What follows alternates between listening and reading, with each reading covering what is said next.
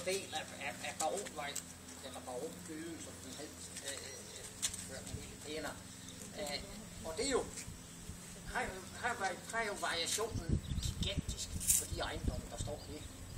Vi kan jo se også, hvordan de ligger efter forskellige gadeforløb. Nogle som er trukket helt tilbage, andre som er helt ude på vejen. Sådan en lidt mærkelig afskåret dernede. Herovre har vi et helt typisk værksted, om det så er, der har boet julemager før i tiden. Jeg tror ikke, der rækker helt tilbage til julemagernes tid, men altså det er et typisk værkstedsbygning, som står der. Og hvad i alverden skal man blive? Altså nogen må jo altså bruge det til et eller andet i dag, stadigvæk. Men hvor længe kan sådan noget få lov at stå ind og være med og give den her karakter? Så kommer vi til et hus her, som er meget yngre end de andre, og derovre også. Og så kommer vi, nu er vi også brugt tilbage til vores.